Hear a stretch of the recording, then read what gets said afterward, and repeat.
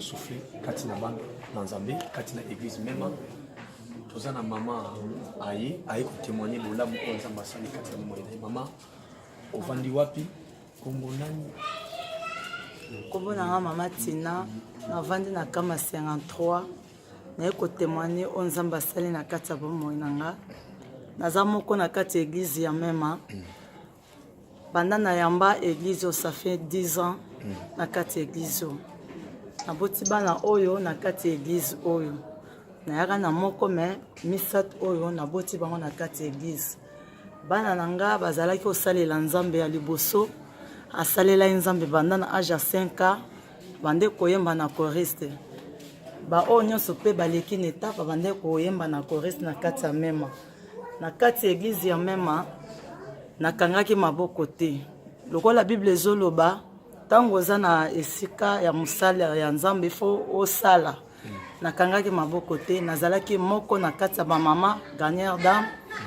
na bandai mpe koganye baame ebele baza na kati awa oyo ntina aganyaki na kati na esika oyo nazalaki mpe naza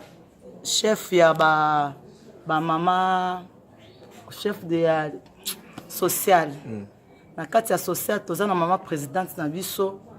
toza na équipe par équipe na kati équipe ya social tina azalaki azalaki ser na kati abandaki kosalela nzambe nazokende na kati l'église batémoignage eza ebele na kosala discours te en bref libala na nga na mobali ebebaki na kolandisama ya nzambe nabukaki mabolongo na nga na se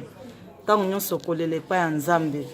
nzambe apangisi nga mpinzoli na miso à travers papa na nga Josue na batoli na ye nayokaki ya malamu nasaleli yango lelo nazotika bandeko na nga na kati ya église me natiki bino comme tel te tokobanda kosolola tokozala contact na bino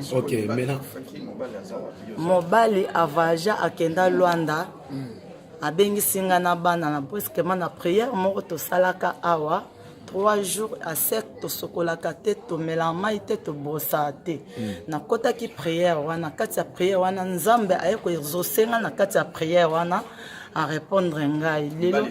libala ezongi be makambo nyonso mobali asali makambo nyonso nalandi ye na bana tozokende lelo mpona bato nyonso oyo baza na problème ya mabala oyo mibali oyiba mosiko okoloba nini mpona bango nakoloba mingi te mpo na nga toli na kopesa bango oyo nzambe akangisi motu moko te akoya kopekisa yango nzambe soki akangisi seke yo oza nani okabola kangama na nzambe baya na mema nzambe ya Josue apesaka bavoyage azokobongisa mabala ya bato ebebaki azobikisa bato baya ebele bao bakutani na baproblème lokola ngai Tina baya na mema bakozwa basolution na bango nyonso to amen nazokende lelo na 20h ngai na bana